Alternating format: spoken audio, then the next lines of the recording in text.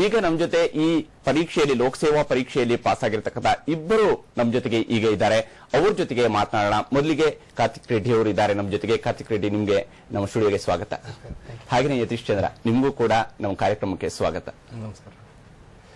ಜೊತೆಗೆ ಇನ್ನೂ ಒಬ್ರು ನಮ್ಮ ಜೊತೆಗೆ ಇನ್ನು ಸ್ವಲ್ಪ ಹೊತ್ತಿನಲ್ಲಿ ಜಾಯ್ನ್ ಆಗ್ತಾರೆ. ಈಗ ಮೊದಲಿಗೆ ನಾವು ಕಾರ್ತಿಕ್ ರೆಡ್ಡಿ ಅವರು ಹಾಗೂ ಯತೀಶ್ ಚಂದ್ರ ಅವ್ರ ಜೊತೆಗೆ ಮಾತುಕತೆಯನ್ನ ಆರಂಭಿಸೋಣ. ಕಾರ್ತಿಕ್ ರೆಡ್ಡಿ ಅವರೇ, ನಿಮ್ಗೆ 110ನೇ ರ್ಯಾಂಕ್ ಬಂದಿದೆ.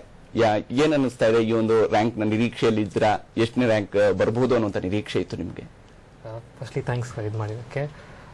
ನಾನು ಒಂದು ರ್ಯಾಂಕ್ ಎಕ್ಸ್ಪೆಕ್ಟ್ ಮಾಡಿದ್ದೆ, but not such a good rank, and I was surprise ಆಗಿತ್ತು ನಂಗೆ ನೋಡಿದ ತಕ್ಷಣ. ಅಂಡ್ ನಮ್ family and friends both are very happy for this, and I am very much happy.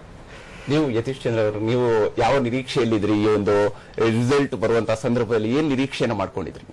Rank ಬರುತ್ತೆ ಅಂತ ಗೊತ್ತಿತ್ತು, ಯಾವ್ದಾರ ಒಂದು ರ್ಯಾಂಕ್ ಬಂದೇ ಬರುತ್ತೆ ಅಂತ. ಆದ್ರೆ 211 ರ್ಯಾಂಕ್ ಬಂದಿದೆ. ಈಗ ತುಂಬಾ ಸಂತೋಷ ಆಗಿದೆ. ಇನ್ನು ಫ್ಯಾಮಿಲಿ ಫ್ರೆಂಡ್ಸ್ ಜೊತೆ ಹಂಚ್ಕೊಂತಾ ಇದ್ದೀನಿ.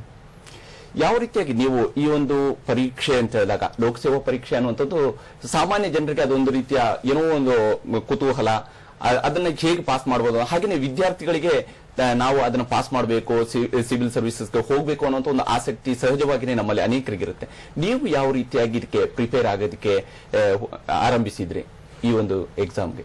ಇದಕ್ಕೆ ಮೇನ್ ಆಗಿ ನಾವು ಇದ್ರದ್ದು ಸಿಲೆಬಸ್ ಇರುತ್ತೆ, upsc.gov.in ಅಂತ ಹೇಳ್ಬಿಟ್ಟು, ಅವರು ಕೇಂದ್ರ ಲೋಕಸೇವಾ ಆಯೋಗ ಅವ್ರದ್ದೇ ಅದು ವೆಬ್ಸೈಟ್ ಇದೆ. ಅದರಲ್ಲಿ ಎಲ್ಲಾ ಮಾಹಿತಿನೂ ಅವರು ಅನೌನ್ಸ್ ಮಾಡಿಬಿಟ್ಟಿದ್ದಾರೆ ಆಲ್ರೆಡಿ.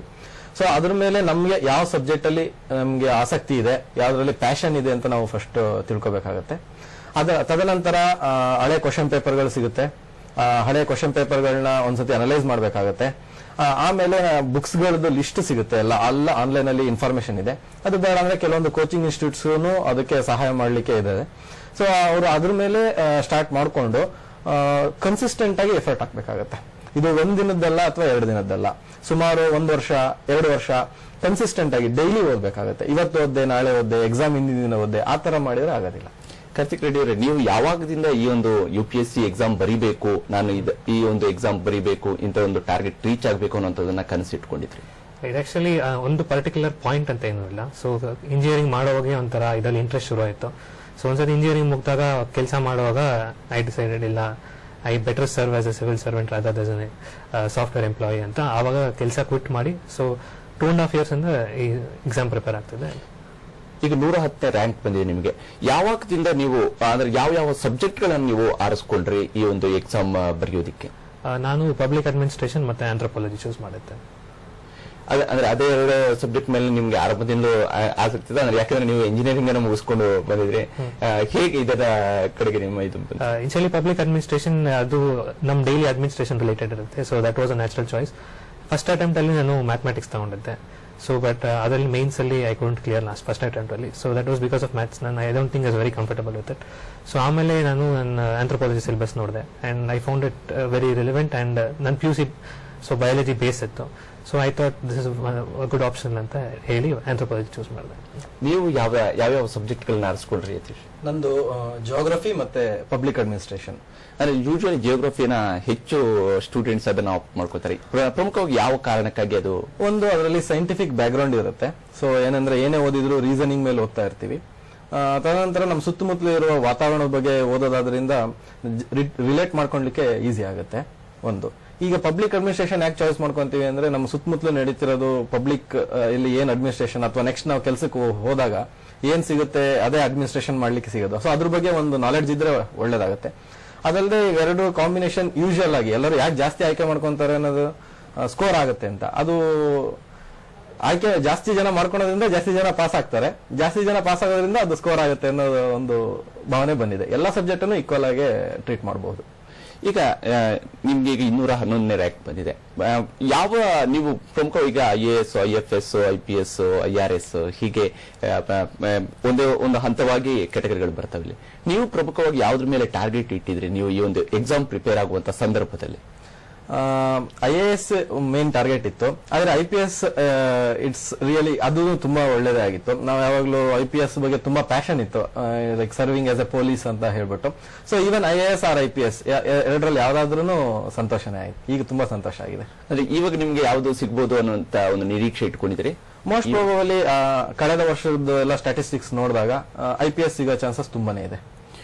ನೀವು ಈ ಎಕ್ಸಾಮ್ ಪ್ರಿಪೇರ್ ಆಗೋದಕ್ಕೆ ಮುಂದೆ ನೀವು ನಿಮ್ಮ ಎಜುಕೇಶನ್ ಬ್ಯಾಕ್ಗ್ರೌಂಡ್ ಯಾವ ರೀತಿಯಾಗಿತ್ತು, ನೀವು ಯಾವ ಹಂತದಿಂದ ಈ ಒಂದು ಎಕ್ಸಾಮ್ ಅನ್ನ ಬರಿಬೇಕು ಅನ್ನುವಂತ ಒಂದು ನಿರೀಕ್ಷೆಯನ್ನ ಇಟ್ಟುಕೊಂಡಿದ್ರಿ ನೀವು? ಆಕ್ಚುಲಿ ಇಂಜಿನಿಯರಿಂಗ್ ಮಾಡಬೇಕಾದ್ರೆ ನಾನು ಚೆನ್ನಾಗೇ ಓದ್ತಾ ಇದ್ದೆ ಇಂಜಿನಿಯರಿಂಗ್ ಅಲ್ಲಿ. ಆದ್ರೆ ಅವಾಗ ಈ ತರ IAS IPS ಮಾಡೋದು ಹೇಗೆ ಅನ್ನೋದು ಕೂಡ ಗೊತ್ತಿರಲಿಲ್ಲ. ನಮ್ಮ ತಂದೆಯವರು ತುಂಬಾ ಹೇಳ್ತಾ ಇದ್ರು ಮಾಡ್ಬೇಕು ಅಂತ, ಆದ್ರೆ ಸಾಫ್ಟ್ವೇರ್ ಸೇರ್ಬೇಕು ಅನ್ನೋ ಒಂದು ಆಂಬಿಷನ್ ಇತ್ತು. ಸೊ ಹಾಗಾಗಿ ಅದ್ರ ಕಡೆ ಗಮನ ತುಂಬಾ ಹರಿಸಿದ್ವಿ. ತದನಂತರ ಇಲ್ಲಿ ಒಳಗಡೆ ಬಂದ ಮೇಲೆ ಸುತ್ತಮುತ್ತಲು ಸರೌಂಡಿಂಗ್ಸ್ ನೋಡಿ ಅಥವಾ ಸೊಸೈಟಿ ನೋಡ್ಬಿಟ್ಟು ಸೊ ಏನಾದ್ರೂ ಡಿಫ್ರೆನ್ಸ್ ಮಾಡಬೇಕು ಸೊಸೈಟಿಗೆ ಅಂತ ಅನ್ನೋದಾದ್ರೆ ಇದೇ ಮೇನ್ ಜಾಗ ಆಕ್ಚುಲಿ ಮಾಡ್ಲಿಕ್ಕೆ. ಸಿವಿಲ್ ಸರ್ವಿಸಸ್ ಅಥವಾ ಏನ್ IAS IPS ಅಂತ ಹೇಳ್ತೀವಲ್ಲ, ಇದು ಜನರ ನಡುವೆ ಇಟ್ಕೊಂಡು ಜನರನ್ನೇ ಬದಲಾಯಿಸುವಂತ ಒಂದು ಮೇನ್ ಕೆಲಸ ಇದು. ಸೊ ಏನಾದ್ರೂ ನಮ್ಮಿಂದ ಒಂದು ಚೇಂಜ್ ತರಬೇಕು ಸೊಸೈಟಿಗೆ ಏನಾದ್ರೆ ಇದು ಮಾಡ್ಬೇಕು ಅಂತ ಅನಿಸ್ತು. ಸೊ ಆಮೇಲೆ ಒಂದ್ 2 ವರ್ಷ ಸರ್ವಿಸ್ ಆದ್ಮೇಲೆ ಸಾಫ್ಟ್ವೇರ್ ಅಲ್ಲಿ ಸೊ ಅವಾಗ ಡಿಸೈಡ್ ಮಾಡಿದೆ ಓಕೆ ಮಾಡ್ಬೇಕು ಇದನ್ನ ಅಂತ. ಅವತ್ತಿಂದ ಪ್ರಯತ್ನ ನಡೆದಿದ್ದೆ, ಇವತ್ತು ಫಲ ಬಂದಿದೆ. ಸಾಮಾನ್ಯವಾಗಿ ಇಂಜಿನಿಯರಿಂಗ್ ಮಾಡಿರ್ತಕ್ಕಂಥ ಸ್ಟೂಡೆಂಟ್ಸ್ ಅವ್ರು ಸಿವಿಲ್ ಸರ್ವಿಸ್ಗಿಂತಲೂ ಹೆಚ್ಚಾಗಿ ಸಾಫ್ಟ್ವೇರ್ ಫೀಲ್ಡ್ ಅಲ್ಲೋ ಅಥವಾ ನಿಮ್ಮ ಯಾವ ಫೀಲ್ಡ್ ಅಲ್ಲಿ ನೀವು ಆಯ್ಕೆ ಮಾಡ್ಕೊಂಡಿರ್ತೀವಿ, ಯಾಕಂದ್ರೆ PUC ಆದ ತಕ್ಷಣ ಒಂದು ಡಿಸೈಡ್ ಮಾಡಿರ್ತೀರಿ ಇಂಥದ್ರಲ್ಲಿ ನಾವು ಇಂಜಿನಿಯರಿಂಗ್ ಮಾಡೋದು. ಆ ಇಂಜಿನಿಯರ್ ಮುಗಿದ ತಕ್ಷಣ ಇಂಥದ್ದೇ ಯಾವುದೋ ಒಂದು ಒಳ್ಳೆ ಕಂಪನಿಯಲ್ಲಿ ಕೆಲಸ ಮಾಡ್ಕೊಂಡು ಒಳ್ಳೆಯ ಸ್ಯಾಲರಿ ಇರುತ್ತೆ ನಿಮಗೆ. ಕಂಪೇರ್ ಟು ಸಿವಿಲ್ ಸರ್ವಿಸ್ಗಿಂತ ಕೂಡ ಒಳ್ಳೆಯ ಸ್ಯಾಲರಿಯನ್ನು ನೀವು ಸಾಫ್ಟ್ವೇರ್ ಫೀಲ್ಡ್ ಅಲ್ಲಿ ಬರುತ್ತೆ ನಿಮಗೆ. ಹಾಗಾಗಿ ನೀವು ಒಬ್ಬ ಇಂಜಿನಿಯರಿಂಗ್ ಸ್ಟೂಡೆಂಟ್ ಆಗಿ ಇಂಜಿನಿಯರಿಂಗ್ ಕಲಿತು ಇಂಜಿನಿಯರ್ ಆಗಿ ಆಮೇಲೆ ಯಾಕೆ ಸಿವಿಲ್ ಸರ್ವಿಸ್ ಬರುವಂತ ಒಂದು ಮನಸ್ಸು ಮಾಡಿದ್ರಿ? ಮೇನ್ ರೀಸನ್ ನನ್ನ ಪ್ರಕಾರ ಇಸ್ ಫಾರ್ ಸ್ಯಾಟಿಸ್ಫ್ಯಾಕ್ಷನ್. ಯಾವಾಗ when you can contribute in a larger scale you always feel satisfaction. So as an engineer ನಮಗೆ you can contribute to the society but it is a very narrow scale. But as a civil servant ನಮಗೆ wider scope ಇರುತ್ತೆ and you can make an impact in the society. So ಆ ಒಂದು ರೀಸನ್ಗೆ also not satisfied with their jobs, money always secondary. So ಆ reason ಇಂದ ತುಂಬಾ ಜನ especially ಈಗ ಸ್ಲೋ ಡೌನ್ ಇಂದ ತುಂಬಾ ಜನ ಕಮಿಂಗ್ ಟುವರ್ಡ್ಸ್ ಸಿವಿಲ್ ಸರ್ವಿಸಸ್. ಅಂದ್ರೆ ನಿಮ್ಗೆ ಅಲ್ಲಿಗಿಂತಲೂ ಕೂಡ ಹೆಚ್ಚಿನ ವರ್ಕ್ ಸ್ಯಾಟಿಸ್ಫ್ಯಾಕ್ಷನ್ ಇಲ್ಲಿ ಸಿಗುತ್ತೆ ಅನ್ನುವಂಥ ವಿಶ್ವಾಸ ಇದೆ. ಶೋರ್ಲಿ. ನೀವೇನು ಹೇಳ್ತೀರಿ ಯತೀಶ್? ವರ್ಕ್ ಸ್ಯಾಟಿಸ್ಫ್ಯಾಕ್ಷನ್ ಅನ್ನೋದು ಒಂದ್ ಕಡೆ ಆದ್ರೆ ನಾವು ಸೊಸೈಟಿಗೆ ಏನ್ ಡಿಫರೆನ್ಸ್ ಕ್ರಿಯೇಟ್ ಮಾಡ್ತೀವಿ ಅನ್ನೋದು. ಸೊ ಒಬ್ಬ ಇಂಜಿನಿಯರ್ ಅಂದ್ರೆ ಏನು, ಇರುವ ಟೆಕ್ನಾಲಜಿಯನ್ನು ಯೂಸ್ ಮಾಡಿಕೊಂಡು ಮಾನವತೆಯ ಒಂದು ಕಲ್ಯಾಣಕ್ಕೋಸ್ಕರ ಏನಾದ್ರೂ ಒಂದು ಬಿಲ್ಡ್ ಮಾಡಬೇಕು. ಸೊ ಇರೋದನ್ನ ಯೂಸ್ ಮಾಡಿ ಒಂದು ಟೆಕ್ನಾಲಜಿಯಲ್ಲಿ ಹೆಲ್ಪ್ ಮಾಡುವಂತದ್ದು ಒಂದು ಇನ್ಸ್ಟ್ರೂಮೆಂಟ್ ಕಂಡು ಹಿಡಿತೀವಿ. ಸೊ ಅದೇ ರೀತಿ ಇರುವ ಲಾ ಏನಿದೆ, ಕಾನ್ಸ್ಟಿಟ್ಯೂಷನ್ ಏನಿದೆ, ಅದನ್ನ ಯೂಸ್ ಮಾಡ್ಕೊಂಡು ಅದನ್ನ ಯಾವ ತರ ಇಂಜಿನಿಯರ್ ಮಾಡಿ ನಾವು ಸಮಾಜಕ್ಕೆ ಒಳ್ಳೇದ್ ಮಾಡ್ತೀವಿ, ಅದು ಇಂಪಾರ್ಟೆಂಟ್ ಆಗುತ್ತೆ. ಅದಲ್ಲದೆ ನೀವು ಕೇಳಿದ ಪ್ರಶ್ನೆ ಬರೋದಾದ್ರೆ, ಹೌದು ಇಂಜಿನಿಯರಿಂಗ್ ಮಾಡೋದ್ರಿಂದ ನಾವು ಕಾಂಟ್ರಿಬ್ಯೂಟ್ ಮಾಡ್ತಾ ಇದೀವಿ ಸೊಸೈಟಿ. ಯಾಕಂದ್ರೆ ನಮ್ಮಿಂದ ಫಾರಿನ್ ಎಕ್ಸ್ಚೇಂಜ್ ಅರ್ನ್ ಆಗುತ್ತೆ, ಆಮೇಲೆ ಟ್ಯಾಕ್ಸ್ ತುಂಬಾ ಬರುತ್ತೆ. ಸೊ ಎಷ್ಟು ಜನ ಕೆಲಸ ಬಂದಿದೆ. ಅದಲ್ಲದೆ ಈಗ ಈ ಸಿವಿಲ್ ಸರ್ವಿಸ್ ಬಂದಾಗ ಏನಾಗುತ್ತೆ, ಡೈರೆಕ್ಟ್ ಆಗಿ ಒಬ್ಬ ಮನುಷ್ಯನಿಗೆ ಡೈರೆಕ್ಟ್ ಆಗಿ ಏನೋ ಒಂದು ಕಷ್ಟ ಇದೆ ಅಥವಾ ಸೊಸೈಟಿಯಲ್ಲಿ ಏನೋ ಪ್ರಾಬ್ಲಮ್ ಇದೆ, ಅದನ್ನ ನಾವು ಇಂಜಿನಿಯರಿಂಗ್ ಟೆಕ್ನಿಕ್ಸ್ ಯೂಸ್ ಮಾಡಿ ಸಾಲ್ವ್ ಮಾಡಬಹುದು. ಸೊ ಒಬ್ಬ ಇಂಜಿನಿಯರ್ ಇದಾಗೋದ್ರಿಂದ ಒಂಥರ ಅಡ್ವಾಂಟೇಜೇ ಇರುತ್ತೆ. ಅಂದ್ರೆ ಯೂಶಲಿ ನೀವು ಒಬ್ಬ ಇಂಜಿನಿಯರ್ ಆಗಿದ್ದಿರ್ತಿದ್ರೆ ನೀವು ನೇರವಾಗಿ ಸಮಾಜದ ಜೊತೆ ಬೆರೆಯೋದಕ್ಕೆ ಸ್ವಲ್ಪ ಕಷ್ಟ ಆಗುತ್ತೆ. ಯಾಕಂದ್ರೆ ನೀವು ಏನು ಕೆಲಸ ಮಾಡಿದ್ರು ಕೂಡ ಅದು ಜನಕ್ಕೆ ಯೂಶಲಿ ಗೊತ್ತಾಗಲ್ಲ. ನಿಮ್ ಫ್ಯಾಮಿಲಿ ಮೆಂಬರ್ಸ್ ಗೊತ್ತಿರುತ್ತೆ, ಆದ್ರೆ ಜನಕ್ಕೆ ಯೂಶಲಿ ಗೊತ್ತಾಗಿರೋದಿಲ್ಲ. ಆದ್ರೆ ಈಗ ಈ ಒಂದು ಸರ್ವಿಸ್ ಅನ್ನ ಆಯ್ಕೆ ಮಾಡ್ಕೊಂಡಿದ್ರಿ, ಪ್ರಮುಖವಾಗಿ ಈಗ ನಿಮ್ದು ರಿಸಲ್ಟ್ ಪಾಸ್ ಆಗಿದೆ, ಈಗ ನೆಕ್ಸ್ಟ್ ಇನ್ನೀಗ ಟ್ರೈನಿಂಗ್ ಪೀರಿಯಡ್ ಕೂಡ ಆರಂಭ ಆಗುತ್ತೆ. ಪ್ರಮುಖ ಯಾವ ರಾಜ್ಯವನ್ನ ನೀವು ನಿಮ್ಮ ಇದಕ್ಕೆ ಚಾಯ್ಸ್ ಎಲ್ಲಿ ಕೆಲಸ ಮಾಡಬೇಕು ಅನ್ನೋ ಒಂದು ನಿರೀಕ್ಷೆಯನ್ನು ಇಟ್ಕೊಂಡಿದ್ದೀರಿ? ನಮಗೆ ಮೊದಲಿಗೆ ಮೇನ್ಸ್ ಪಾಸ್ ಆದ ತಕ್ಷಣನೇ ನಮಗೆ ಒಂದು ಫಾರಂ ಕೊಡ್ತಾರೆ. ಅದರಲ್ಲಿ ನಾವು ಎಲ್ಲಾ ರಾಜ್ಯಗಳ ಪ್ರಿಯಾರಿಟಿನ ಮೆನ್ಷನ್ ಮಾಡಬೇಕಾಗುತ್ತೆ. ಅಬ್ವಿಯಸ್ಲಿ ನಾವು ಕರ್ನಾಟಕದವರು ಆಗಿರೋದ್ರಿಂದ ಕರ್ನಾಟಕಕ್ಕೆ ಫಸ್ಟ್ ಪ್ರಿಯಾರಿಟಿ ಕೊಟ್ಟಿರ್ತೀವಿ. ಸೊ ಸೆಕೆಂಡ್ ಪ್ರಿಯಾರಿಟಿ ಈಗ ನನ್ನ ಪರ್ಸನಲಿ ಹೇಳೋದಾದ್ರೆ ನಾನು ಮಹಾರಾಷ್ಟ್ರ, ಆಂಧ್ರ ಪ್ರದೇಶ, ಗುಜರಾತ್, ತಮಿಳುನಾಡು ಈ ರೀತಿಯ ಪ್ರಿಯಾರಿಟಿ ಕೊಟ್ಕೊಂಡು ಹೋಗಿದ್ದೀನಿ. ಸೊ ಕೆಡರ್ ಅಲೋಕೇಟ್ ಮಾಡಬೇಕಾದ್ರೆ ಅದರಲ್ಲಿ ಇನ್ಸೈಡರ್ಸ್ ಮತ್ತೆ ಔಟ್ಸೈಡರ್ಸ್ ಅಂತ ಇರುತ್ತೆ. ಅಂದ್ರೆ ಕರ್ನಾಟಕದಲ್ಲಿ ಇರುವಂತವ್ರಿಗೆ ಮತ್ತೆ ಹೊರ ರಾಜ್ಯದಿಂದ ಬರುವಂತವ್ರಿಗೆ ಅದ್ರ ಮೇನ್ ಏಮ್ ಏನಂದ್ರೆ ಮಿಕ್ಸಪ್ ಆಗಬೇಕು ಎಲ್ಲ ಆಲ್ ಓವರ್ ಇಂಡಿಯಾ ಅಂತ ಹೇಳ್ಬಿಟ್ಟು. ಸೊ ಅದು ಈಗಲೇ ಹೇಳಲಿಕ್ಕೆ ಆಗೋದಿಲ್ಲ ಯಾವ ಕೆಡರ್ ಸಿಗುತ್ತೆ ಅಂತ ಹೇಳ್ಬಿಟ್ಟು. ಇನ್ನೊಂದು 2 ತಿಂಗಳೊಳಗಡೆ ಗೊತ್ತಾಗುತ್ತೆ, ಅವ್ರು ಅನೌನ್ಸ್ ಮಾಡ್ತಾರೆ, ಆಗ ಡಿಸೈಡ್ ಆಗುತ್ತೆ ಯಾವ ಕೆಡರ್ ಆದ್ರೆ ನಮ್ಮ ದೇಶಕ್ಕೋಸ್ಕರ ಸೇವೆ ಮಾಡೋದು. ಕಾರ್ತಿಕ್ ರೆಡ್ಡಿ ಅವರು ನೀವು ಯಾವ್ದನ್ನ ಇದು ಮಾಡಿಕೊಂಡಿದ್ದೀರಿ? ನಾನು ನನ್ನ first option home cadre Karnataka ಕೊಟ್ಟಿದ್ದೀನಿ, ಆಮೇಲೆ ಸೌತ್ ಇಂಡಿಯನ್, ಆಮೇಲೆ ನಾರ್ತ್ ಕೊಟ್ಟಿದ್ದೀನಿ. So I am right to work anywhere, ಏನಿದ್ರು ಪರವಾಗಿಲ್ಲ. ಈಗ ನಿಮಗೆ 110ನೇ ರ್ಯಾಂಕ್ ಬಂದೆ, ನೀವು ಯಾವ ಇದಕ್ಕೆ ಸೆಲೆಕ್ಟ್ ಆಗ್ತೀರಿ? ಈಗ IAFS, IAS, IPS ಇದರಲ್ಲಿ ಯಾವ ಇದಕ್ಕೆ ಸೆಲೆಕ್ಟ್ ಆಗ್ತೀರಿ ನೀವು? ನನ್ನ ಫಸ್ಟ್ ಪ್ರಿಫರೆನ್ಸ್ IPS ಕೊಟ್ಟಿದ್ದೆ. ಸೊ ಅಲ್ಲಿ ಪ್ರಾಬ್ಲಿ ಕರ್ನಾಟಕ IPS ಸಿಕ್ಕತ್ತೆ ಅನ್ಕೊಂಡಿದ್ದೀನಿ ನಾನು. ಹಾಗಾಗಿ ನಿಮ್ಗೆ ನಿಮ್ಮ ಗುರಿಯನ್ನು ನೀವು ಸಾಧಿಸ್ಕೊಂಡಂಗೆ ಅದು ನಿಮ್ಗೆ IAS ಗಿಂತ ಕೂಡ IPS ಇಂಟ್ರೆಸ್ಟ್ ಜಾಸ್ತಿ ಇತ್ತು, ಹೆಚ್ಚಿನ ಇಂಟ್ರೆಸ್ಟ್ ಇತ್ತು. ಒಟ್ಟಾರೆ ಈಗ ಈ ಒಂದು ಎಕ್ಸಾಮ್ ಪ್ರಿಪೇರ್ ಆಗುವಂತ ಸಂದರ್ಭ ಹೇಗಿತ್ತು ನಿಮಗೆ? ನಾನು ಆಲ್ 2.5 years ಮನೇಲೆ ಪ್ರಿಪೇರ್ ಆಗ್ತಿದ್ದೆ. ಸೊ ಒಂಥರ ಪೇಷನ್ಸ್ ಚೆಕ್ ಮಾಡ್ತಿತ್ತು ಅಂತ ಹೇಳ್ಬೋದು. It's a very long process, 2.5 years is very long ಅನ್ಸುತ್ತೆ.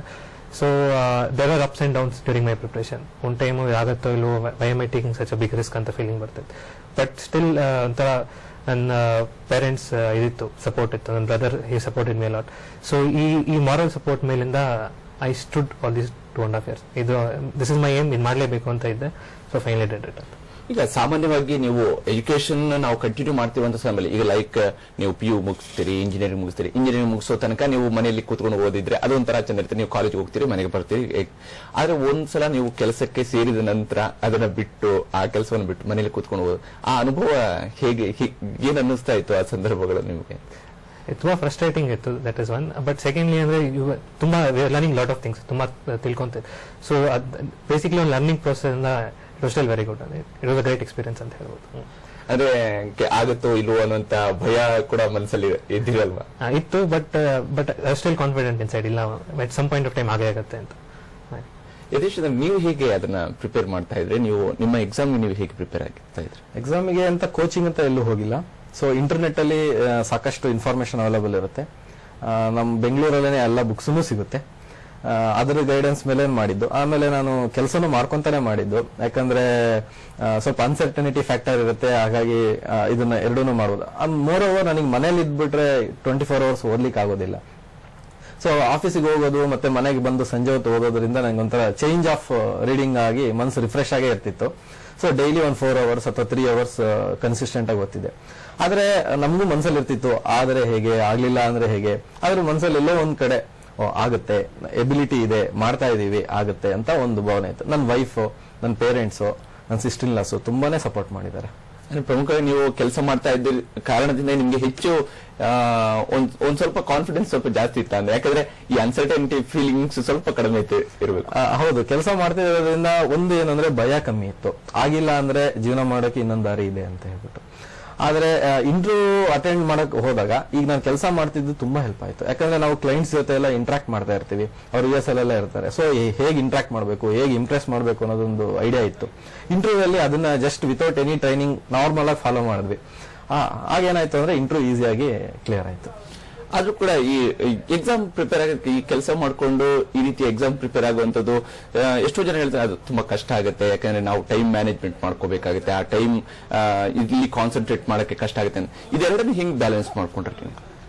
ಹೇಗೆ ಅಂದ್ರೆ ಕೆಲಸ ಮಾಡೋದು ಹೆಂಗಿದ್ರು ಬೆಳಿಗ್ಗೆ ಮಾರ್ನಿಂಗ್ ಅವರ್ಸ್ ಅಲ್ಲಿ ಮಾತ್ರ ಆಗಿತ್ತು ನಮ್ದು. ಸೊ 6 o'clock ಎಷ್ಟೊತ್ತಿದ್ರು ಮನೆಗೆ ಬರಕ್ ಟ್ರೈ ಮಾಡ್ತಾ ಇದ್ದೆ. ಅಂದ್ರೆ ಡೈಲಿನೂ ಬರ್ಲಿಕ್ಕೆ ಆಗೋದಿಲ್ಲ, ನಿಮಗೆ ಗೊತ್ತು. ಕೆಲವೊಂದ್ಸತಿ ಸಾಫ್ಟ್ವೇರ್ ಕೆಲಸದಲ್ಲಿ ನಾವು ಬೆಳಗ್ಗೆ 4 ಗಂಟೆಗೆಲ್ಲ ಮನೆಗೆ ಬಂದಿದ್ದೀವಿ. ಆದ್ರೆ ಅಂತ ಟೈಮಲ್ಲಿ ಓದ್ಲಿಕ್ಕೆ ಆಗಲ್ಲ. ಆದ್ರೆ ಡೈಲಿ ಒಂದು 4 hours ಏನಾದ್ರೂ ಆಗ್ಲಿ, ಎಷ್ಟೇ ಶ್ರಮ ಆಗ್ಲಿ, ನಾವು ಮಾಡ್ಬೇಕು ಅನ್ನೋ ಒಂದು ಗುರಿ ಇಟ್ಕೋಬೇಕು. ಏನೇ ಆದ್ರೂ ನಾನು ಇವತ್ತು ಇಷ್ಟು ಪಾಠ ಮುಗಿಸ್ತೀನಿ, ಈ ಚಾಪ್ಟರ್ ಮುಗಿಸ್ತೀನಿ ಅನ್ನೋ ಒಂದು ಮನಸ್ಸಿನಲ್ಲಿ ಇದ್ರೆ ಹಾಗೆ ಆಗುತ್ತೆ. ಓಕೆ, ನಿಮ್ಮಿಬ್ಬರ ಜೊತೆ ಕೂಡ ಮಾತ್ರ ಮುಂದುವರಿಸ್ತೀನಿ. ಅದಕ್ಕಿಂತ ಮೊದಲು ಒಂದು ತೆಗೆದುಕೊಳ್ಳೋಣ ಸಣ್ಣ ಬ್ರೇಕ್.